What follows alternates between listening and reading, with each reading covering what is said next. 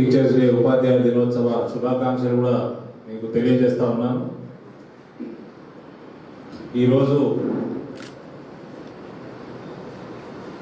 మనకు ఏదైతే కోవిడ్-19 మహమ్మారి నుంచి ఏ సెగ్మెంట్ కూడా ఇబ్బంది పడకుండా మిగిలిపోలేదు. అన్ని సెగ్మెంట్లు కూడా,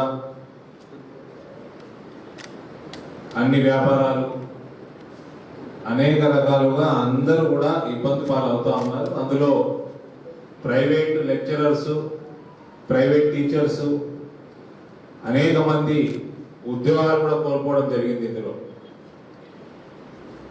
దురదృష్టం ఏంటంటే మనకున్న ప్రభుత్వం, రాష్ట్ర ప్రభుత్వం ప్రజల ఇబ్బందుల గురించి ఏమాత్రం పట్టించుకోకుండా ఉండడం. ఇవాళ భారతీయ జనతా పార్టీ తరఫున నేను ప్రభుత్వానికి ఈరోజు గురుదక్షిణ రూపకంగా గురు పూజ దినోత్సవం నాడు ఈ ఉద్యోగాలు కోల్పోయిన వాళ్ళకి ఒక ఆర్థిక ప్యాకేజీని అనౌన్స్ చేయాలని డిమాండ్ చేస్తా ఉన్నాం. అదే రకంగా జిల్లాలో ఇతర సమస్యలు కూడా బాగా ఉత్పన్నమవుతా ఉన్నాయి. ప్రముఖంగా మన జిల్లాలో మక్క పంట కోతలకి దగ్గర వస్తా ఉన్నాయి. కోతలు చేయడానికి ఇప్పటి వరకు రాష్ట్ర ప్రభుత్వం నుంచి ఎటువంటి కొనుగోలు కేంద్రాలు కానీ, ఎటువంటి సమాచారం కానీ ఇప్పటి వరకు క్లారిటీ లేకుండా పోయింది. ప్రభుత్వం త్వరగా ఈ కొనుగోలు ఏ రకంగా చేస్తుంది? దేశంలోనే 3వ ప్రథమ పంట ఇది. వరి, గోధుమ తర్వాత మనకి దేశంలోనే ప్రముఖమైన పంట.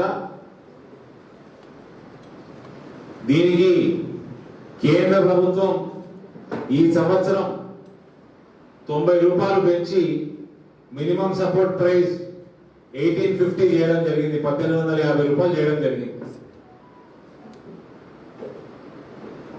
కేంద్ర ప్రభుత్వం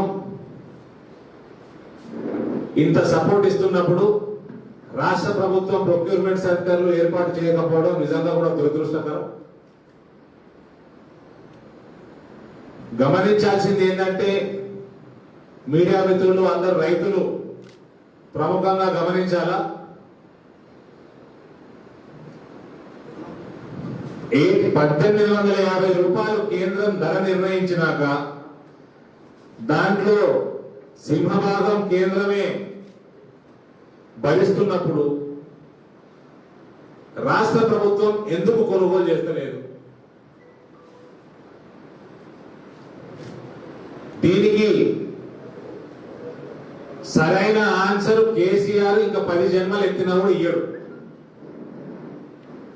ఎందుకంటే ఇయ్యలేడు.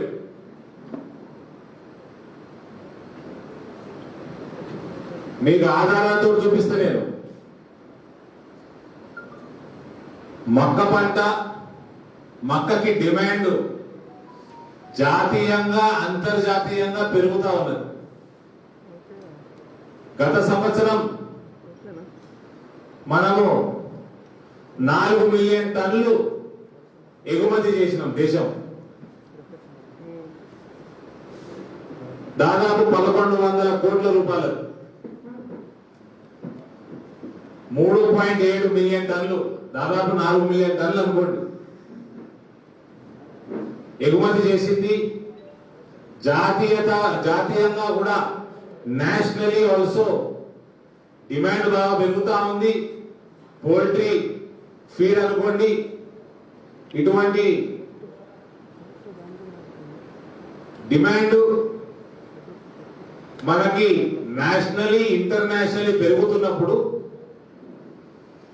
ఏమనంటే కేసీఆర్ మక్కకి ధర లేదంటాడు. చాలా జాగ్రత్తగా గమనించండి.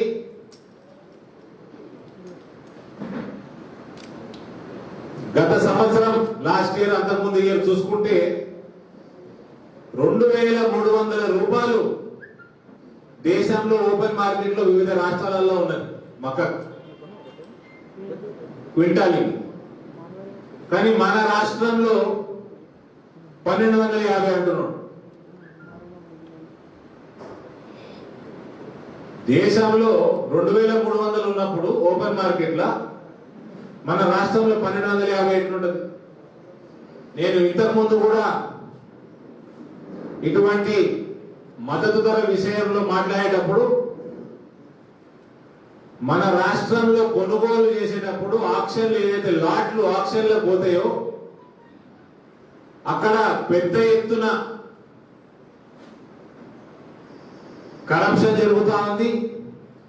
చిన్న చిన్న లాట్లు అవాయిడ్ చేస్తున్నారు, భారీ లాట్లకి ఆక్షన్ పెడుతున్నారు. చిన్న చిన్న వ్యాపారులు ఎవరైతే పాట పాడగలుగుతారో ఆక్షన్ లో పార్టిసిపేట్ కాగలుగుతారో వాళ్ళు రేట్లు ఎక్కువ పెట్టి కాంపిటీషన్ పెంచగలుగుతారో వాళ్ళందరినీ దూరం చేసి పెద్ద వ్యాపారస్తులతోటి రాష్ట్ర ప్రభుత్వం కుమ్ముక్కై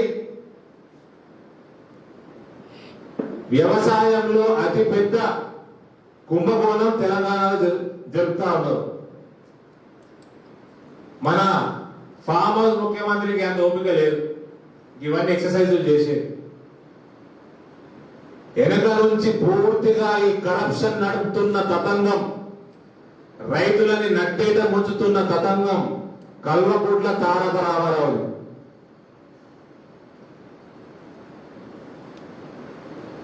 బయటపడకుండా ముందుకు రాకుండా విపరీతమైన కరప్షన్ లో మునిగి తేలుతున్నది కేటీఆర్. ఈ పెద్ద ఆయనకి అంత టైం లేదు. పెద్ద ఆయనకి ఆయన ముఖ్యమంత్రి అన్న సోయి కూడా పోయింది. కేటీఆర్ రాష్ట్రాన్ని నట్టేలా ముంచుతున్నాడు. ప్రత్యేకంగా వ్యవసాయాన్ని కాళేశ్వరంలో బాగా తింటున్నారు వీళ్ళు అనుకుంటున్నాం మనం. వ్యవసాయంలో ఉన్న కరప్షన్ మొన్న వరి ప్రొక్యూర్మెంట్ లో కూడా చూసుకున్నారు మీరు. వ్యవసాయంలో ఉన్న కరప్షన్ కాళేశ్వరంలో కూడా లేదన్న. ఎందుకు తక్కువ ఉంటుందా? డిమాండ్ పెరుగుతున్నప్పుడు. ఇది నేను చెప్తలేదు, 2300 ఉండదు అన్నది. మీరు అందరూ గూగుల్ చేసుకోండి, వచ్చేస్తుందా? దేశంలో మక్కకి ఓపెన్ మార్కెట్ లో ధర 2300 ఉన్నది, మన రాష్ట్రంలో ఎందుకు ఉన్నది అంటున్నా. 1850 రూపాయలు కేంద్రం ప్రకటించినప్పుడు నీకు కొనుగోలు కేంద్రం పెట్టడానికి ఏంది ఇబ్బంది? ఇదే వరి ప్రొక్యూర్ చేసే టైంలోనే అడిగితే ఇక్కడ మన జిల్లా మంత్రి మార్వాడి లెక్కలు చెప్పిండు. మాకు ఇంత ఇంట్రెస్ట్ అవుతున్నది, మాకు ఇన్ని బ్యాంక్ గ్యారెంటీలు ఉన్నాయి, ఈ ఇంట్రెస్ట్ పైసలు మాకు ఇస్తే మేము కొనుగోలు చేస్తామంటే నీకు బాధ్యత లేదా? నీ రైతుల పట్ల నీకు బాధ్యత లేదా?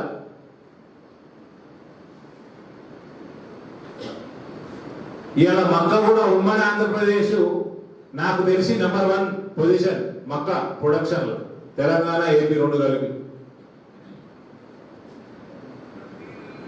అందరికంటే ఎక్కువ సోయి, అందరికంటే ఎక్కువ ధ్యాస ప్రశాంత్ రెడ్డి గారికే ఉండాలి. బాల్కొండ నియోజకవర్గం మొత్తం పసుపు, అంతర్పట్ట మక్క.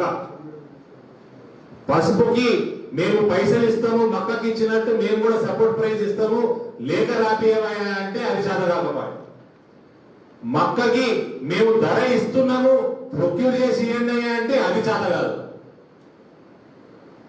నీ ముఖ్యమంత్రి ఏం చేతలేదు? నీ ముఖ్యమంత్రి రైతుల్ని నట్టేట ముంచి వాళ్ళ కష్టాన్ని వేల కోట్ల కుంభకోణాలు చేసుడు మీ యువరాజుకి ఆ పని చేతనవుతుందా? ఇక్కడ పుల్ల కనబడుతూనే ఉన్నది 2300 ధర. ఇమీడియట్ గా కొనుగోలు కేంద్రాలు ఏర్పాటు చేయాలా, కొనుగోలు చేయాలా. కనీసం 1850 రూపాయలకి కొనుగోలు చేసి మీకు చేత కాకపోతే కేంద్రానికి అప్పచెప్పండి, కేంద్రం అమ్ముకుంటుంది. బయట ఉన్నది ఎక్స్పోర్ట్ చేసుకుంటున్నారు, మిలియన్ల టన్నుల ఎక్స్పోర్ట్లు అవుతున్నాయి, డిమాండ్ పెరుగుతా ఉన్నాయి. ఇవాళ నీ నియోజకవర్గంలో 2 సార్లు ఎమ్మెల్యేగా గెలిపించి నిన్ను మంత్రిగా చేసి ప్రజల ఆశీర్వాదాన్ని నువ్వు నట్టేట ముంచుతున్నావు, జిల్లాని నట్టేట ముంచుతున్నావు. పోయిన సంవత్సరం యూరియా కొరత నిజామాబాద్ లో అన్నిటికంటే ఎక్కువ ఉండే. ఈ సంవత్సరం మళ్ళీ యూరియా కొరత మొదలైంది. 62,000 టన్నులు మీ ఇండెంట్ తెలంగాణ ప్రభుత్వం, 58,000 టన్నులు ఆల్రెడీ రాష్ట్రానికి ఇచ్చినట్టు ఇవాళ ప్రముఖ దినపత్రిక కూడా ప్రచురించింది. మీకు ఒక పాలసీ లేదు. ఎవరు వచ్చి ఎన్నైనా తీసుకుపోతున్నాడు, ఏజెంట్లు వస్తున్నారు, వ్యాపారవేత్తలు వస్తున్నారు, ఎక్కువ తీసుకుపోతున్నారు, రైతులకు మిగులుతలేదు. మీకు ఒక ప్లానింగ్ లేదు, ప్రణాళిక లేదు. మీ ముఖ్యమంత్రి ఏమో వ్యవసాయ క్షేత్రంలో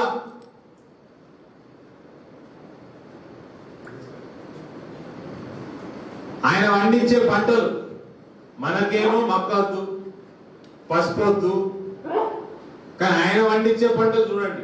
మననేమో కంది వేసుకోమంటాడు, సోయా వేసుకోమంటాడు. ఆయన పండించే పంటలు అవకాడో, క్యాప్సికం, అల్లం, లెటిస్, బ్రోకోలి, అస్పరాగస్, అంటే ఫైన్ డైనింగ్, 5 స్టార్ ఫైన్ డైనింగ్లు ఇలా వాడేవి. ఆయన వ్యవసాయ క్షేత్రంలో 6 ఎకరాలు అనుకుంటా, 6 ఎకరాలల్లా చెరువు తోకున్నాడు. పక్కకి వెళ్ళి ఇంత పెద్ద పైపులు, కాళేశ్వరం పైపులు వేసుకున్నాడు. మరి నువ్వు కాళేశ్వరం పైపులు వేసుకున్నప్పుడు మాకు పీలేశ్వరమో ఏలేశ్వరమో ఏదో వేయాలి కదా రైతులకి.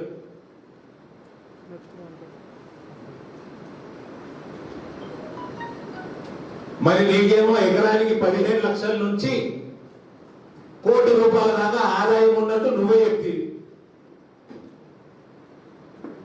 మరి వేరే రైతులకి, రాష్ట్ర రైతులకేమో 30,000, 50,000, 40,000 వచ్చే పంటలు వేసుకోమంటారు. నీకేమో ఎకరానికి 1 కోటి రూపాయల ఆదాయం ఉన్నది, నువ్వు ఇన్కమ్ ట్యాక్స్ ఫైల్ చేస్తావు. కనీసం 15 లక్షలు ఎకరానికి. నేను డిమాండ్ చేస్తా ఉన్నా, నీ వ్యవసాయ క్షేత్రం ఏదైతే ఉన్నదో అది తక్షణమే టూరిస్టు ప్లేస్ కట్టి, ఎందుకంటే నువ్వు ఒక సక్సెస్ఫుల్ రైతువి, అవునా కాదా? మీడియా మిత్రులు అడుగుతా ఉన్నా, నువ్వు సక్సెస్ఫుల్ రైతువే కదా. మరి నీ ఇన్కమ్ ట్యాక్స్ రిటర్న్స్ బట్టి మరి నీ సక్సెస్ కి దాని సీక్రెట్ లేదు, రైతులకు తెలవాలి కదా. నువ్వు ఇమీడియట్ గా నియోజకవర్గాల వారీగా ప్రతిరోజు ఒక నియోజకవర్గం నుంచి రైతులకి ఈ వ్యవసాయ క్షేత్రాన్ని ఓపెన్ చేయి, బస్సులు పెట్టు, రాని. మరి నువ్వు ఎట్లా సంపాదిస్తున్నావు 15 లక్షలు, 1 కోటి రూపాయలు నువ్వు సంపాదిస్తున్నావా లేదా? లేదా నీ నల్లధనం తెల్లగా చేసుకుంటానికి నువ్వు పుట్టకపు ఐటీ రిటర్న్ ఫైల్ చేస్తున్నావా? తెలియాలి కదా. మరి రైతు ఎందుకు 40,000 సంపాదించాలని నువ్వు 40 లక్షలు సంపాదించేటప్పుడు ఎకరానికి 120 రోజులు 119 అలాగెళ్ళి సిటీ తీసే 100 వేసుకొని 100 రోజులు రోజు నియోజకవర్గం రైతుల్ని నువ్వు ఇన్వైట్ చేయి, నీ వ్యవసాయ క్షేత్రం ఓపెన్ చేసి అందరికి. మరి నీకు అంతగానం ఆదాయం వేడికెళ్ళి వస్తున్నది, మరి రైతులకు ఎందుకు వస్తలేదు? నువ్వేమో సన్నగా పెనుగు లేకుంటావు, కానీ నీ వ్యవసాయ క్షేత్రంలో మాత్రం అల్లం ఇంత దొరకబడుతుంది. మరి దానికి సీక్రెట్ ఏది తెలియాలి కదా.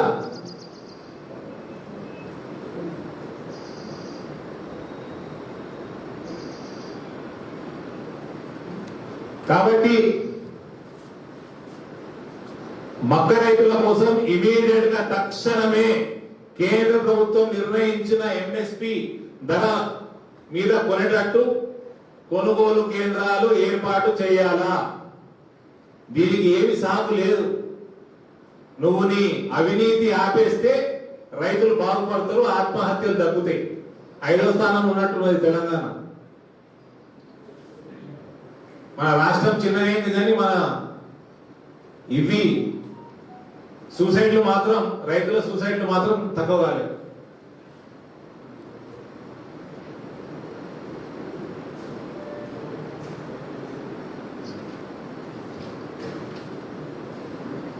మన ముఖ్యమంత్రి ఎట్లుంటుందంటే, ఒక పెద్ద ఫిలాసఫర్ ఉండే సిసిరో అని. ఆయన ఫిలాసఫీ ప్రకారం నాకు మీ లోపల ఏదైనా మంచి గుణాలు ఉంటే అవి నాకు నచ్చితే నేను అది అబ్జర్వ్ చేసుకోవాలి, అడాప్ట్ చేసుకోవాలి. మీ లోపల ఏమైనా నచ్చనివి నాకు, మీ దాంట్లో కొన్ని నచ్చలేదని నాకు అనిపిస్తే అవి నా లోపల కూడా ఉండొద్దు. అట్లా మనం మార్చుకోవాలి మనని. ఆయన ఫిలాసఫీ ప్రకారం. మన కేసీఆర్ అగ్రికల్చర్ ఫిలాసఫీ దానికి ఉల్టా ఉంటుంది. మందేమో కంది వేసుకోవాలి, మందేమో సోయా వేసుకోవాలి. కానీ మేమేమో, ఆయననేమో అవకాడో, క్యాప్సికము, అల్లము, లెట్యూస్, బ్రోకోలీ ఇటువంటి పంటలు వేసుకోవాలి. మరి వేరే రైతులు కూడా వేసుకుంటారబ్బా, వాళ్ళు కూడా సంపాదిస్తారు. ఇట్లా కూడా పెద్ద మనిషి చెప్పిండట, ఇంటికో ఉద్యోగం బాగుంటే క్షేత్రం బాగుపడుతుంది, ప్రాంతం బాగుపడుతుంది అని. అది కేసీఆర్ బాగా నచ్చిందట. నచ్చి ఆయన మాత్రం అడాప్ట్ చేసుకున్నాడు. ఇంట్లో 4 ఉద్యోగాలు ఇచ్చుకున్నాడు. కానీ వేరే మాత్రం ఒకటి ఇయ్యలేదు. కాబట్టి ఆ సిసిరో అన్న ఆయన ఫిలాసఫీకి పూర్తిగా ఉల్టా కేసీఆర్ ఫిలాసఫీ. ఇట్లయితే ఎట్లా ముఖ్యమంత్రి గారు? యూరియా ముచ్చట వచ్చే, ఫర్టిలైజర్లు ఫ్రీ ఇస్తా అని చెప్తే కదా, అదేంది పొటాష్, మటాష్, పటాష్, ఇన్ని లక్షల టన్నులు. నేను ఉంటిందే అందుకు. మరి ఇంకా బతికేందుకున్నావు? దేనికి బతుకున్నావు? నువ్వే అంటే కదా కేసీఆర్ పుట్టిందే అందుకు కావచ్చు అని. మరి 2 ఏళ్ళు అయింది, పుట్టలే ఇంకా. దేనికోసం బతుకున్నావా నువ్వు? ప్రజలు వస్తున్నారు. ఇవాళ కోవిడ్-19 లా ప్రపంచంలో ఎవరికైనా అతి చెడ్డ పేరు వచ్చిందంటే అడ్మినిస్ట్రేషన్ లా కల్వకుంట్ల చంద్రశేఖరరావు ప్రభుత్వానికి. చచ్చిపోతున్నారు ప్రైవేట్ హాస్పిటల్ బిల్లులు కట్టలేక. ఆయుష్మాన్ భారత్ దేశవ్యాప్తంగా ఈ కరోనా సమయంలో కూడా గత 5 నెలల 8.8 కోట్లు, 8 కోట్ల 80 లక్షల కేసులు చేసింది. గత లాస్ట్ 5 months లా, 5 నెలలల్లా ఈ పాండమిక్ సిచ్యువేషన్ లో ఈ 8.8 కోట్లు అంటే దాదాపు 9 కోట్ల పేషెంట్లల్లా కోవిడ్-19 ట్రీట్మెంట్స్ కూడా ఉన్నాయి, టెస్టులు ఉన్నాయి, ట్రీట్మెంట్లు ఉన్నాయి. ఇవాళ దేశం మొత్తంలో రాష్ట్రాలు, యూనియన్ టెరిటరీలు అన్ని కలిపితే 36ల 32 ఆయుష్మాన్ భారత్ ఇంప్లిమెంట్ చేసుకుంటున్నాయి. 36ల 32 ఇంప్లిమెంట్ చేసుకుంటున్నాయి. అంటే ఈ 4 రాష్ట్రాలు యూటీలో ఏదైతే ఇంప్లిమెంట్ చేస్తలేవో వాళ్ళ తెలంగాణ ఉన్నది అన్నట్టు. అంటే నీకేం రోగం? నీకేమైనా రోగం వచ్చిందా? నీ ప్రజల అవసరం లేదా? అమ్మ పెట్టదట, అక్క తిననీయరా. నువ్వు ఒక ఇన్సూరెన్స్ పాలసీ పెట్టావు, హెల్త్ ఇన్సూరెన్స్ పెట్టావు. కేంద్ర ప్రభుత్వం మోడీ పెట్టేది ఈడ పెట్టనీయం. నువ్వు పసుపు రైతుకు మద్దతు ధర వచ్చినట్టు లేఖ రాయవు. కేంద్రం ప్రకటించిన మద్దతు ధర మీద రైతులని మొత్తం కొననీయవు. మరి నువ్వు కొంటావా అంటే నువ్వు కొనవు. నీకు రైతులు చచ్చిపోతున్నా కూడా ఇబ్బంది లేదు, కానీ మోడీకి మాత్రం పేరు రాబోతుంది. ఈయనకి మనుషులంటే భయం లేదట కేసీఆర్. మనుషులు ఏమున్నది? 5 ఏళ్ళకోసారి పని, ఓటేసినప్పుడు పని. అప్పుడు ఏం చేద్దాం, పైసలు ఇద్దాం, ఏదో చేద్దామని మేనేజ్ చేసుకోవచ్చు అని అనుకుంటాడు. కానీ సచ్చినోళ్ళతోటి భయం అంట కేసీఆర్. సచ్చినాక వాడు ఆత్మయితాడు. ఆత్మకి ఓటేసే పని ఉండదు, ఆత్మకి పైసలు అవసరం ఉండయి, ఆత్మకి పవర్ ఉంటుంది, నా పీక విసికి సంపెడతారేమో అని సచ్చినవాడికి మాత్రం వైకుంఠ ధామాలు మాత్రం బ్రహ్మాండంగా అవుతుంది. మా బతుకున్నోడితో భయం లేదు కేసీఆర్కి, సచ్చినోడితో భయం ఉంది. ఆ కోడి పీక ఇంత ఉంటుంది, ఆ కోడి మేడ దాన్ని పీక విసికెత్తారు అని ఆత్మలు వచ్చి ఇది నువ్వు పెట్టవరా నాయన, వేరేలు పెడుతుంటే అది అందనీయం, నీకు ఏ రోగం వచ్చింది?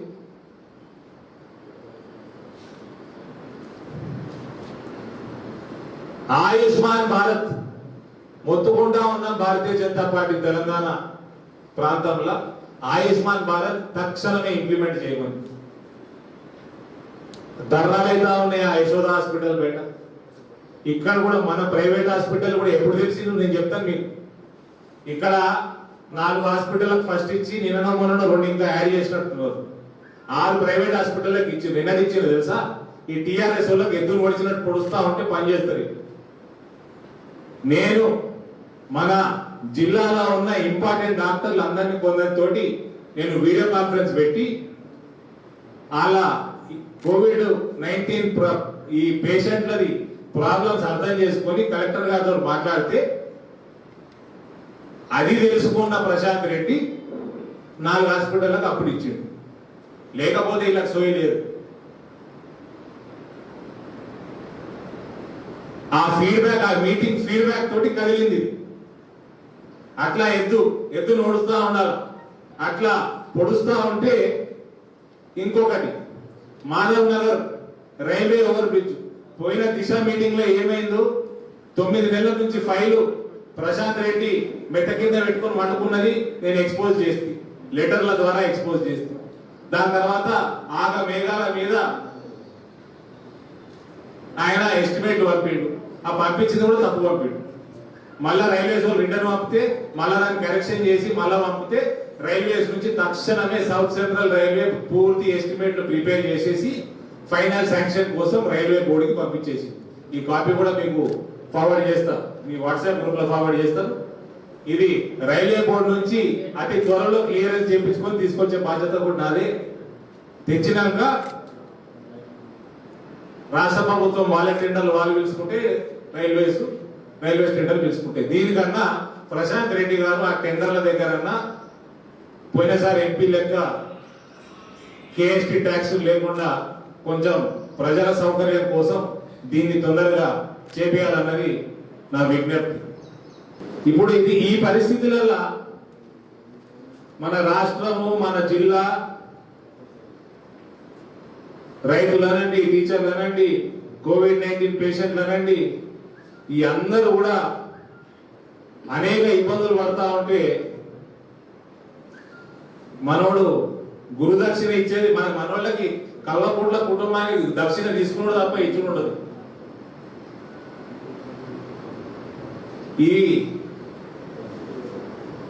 ఇన్ని ఇబ్బందులు ఉన్నాయి, నువ్వంటే ఇంటలేవు, దేవుడు కన్నా చెప్పుకుంటామంటే విగ్రహాలను పెట్టిస్తారు.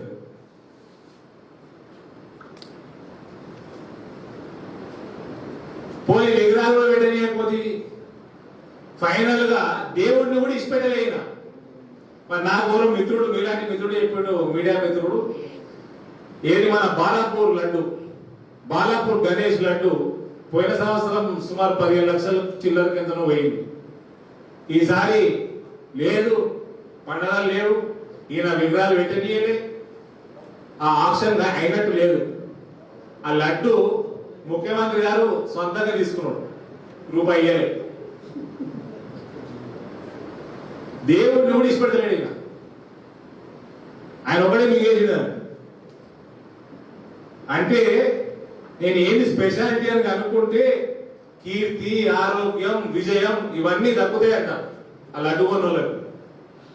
మరి ఇలా కొనలే, ఫ్రీగా మింగిండు. మరి ఇప్పుడు ఏమవుతుందో బయట పెట్టి తిరుగుతుందో చూడాలి.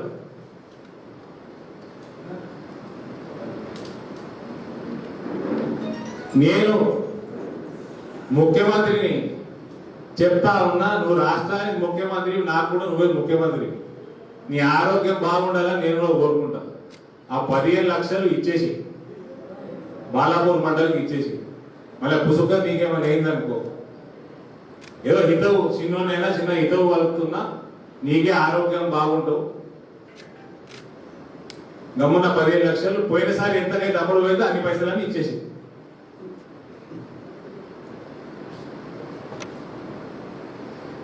ఇలా నిజంగా కూడా ఎంత దురదృష్టం అంటే, రైతులు అరే వాళ్ళకి ఏమైనా మేలు చేయగలరా, లాస్ అయితే చేయవు, నష్టం చేయవు. ఇదంతా నీ కొడుకు ప్రణాళిక, ఇది కేటీఆర్ ప్రణాళిక. ఇది ఆయన మళ్ళా ఏడ ఎన్నుకుంటాడు అంటూ చెడ్డ పేరు వస్తా లయ్యకి, మంచి పేరు బ్రిడ్జ్ కడితే, హైదరాబాద్ బ్రిడ్జ్ కడితే ఓ ఫస్ట్ వస్తాడు ట్విట్టర్ పిట్ట మీద. ఇగో ఈ స్కామ్ మొత్తం, దీనికి ప్రణాళిక మొత్తం కేటీఆర్. రైతులని నట్టేట ముంచే కార్యక్రమం చేస్తున్నది కేటీఆర్. అలా ఏమైంది, అయిపోయి 5 ఏళ్ళు అయిపోయి, ఈ సంవత్సరంలో దాదాపు 2 సంవత్సరాలు అయిపోయి 7 ఏళ్ళు ముఖ్యమంత్రి ఉన్నాడు. విశాలనుకున్నాడు ఏదో మంచి, నాకు ఏం తెలియదు. మళ్ళా వాటిని పట్టుకొని వీటిని పట్టుకొని ఈయనట అసలు కరప్షన్ కి స్పెల్లింగ్ తెలియదు కేటీఆర్. అట్లా పబ్లిసిటీ చేయించుకుంటాడు. ఈ రాష్ట్రంలో జరుగుతున్న అతి పెద్ద కుంభకోణాలల్లా అన్నిటి వెనుక కేటీఆరే ఉన్నాడు. కేసీఆర్కి అంత టైం లేదు, అవసరము లేదు.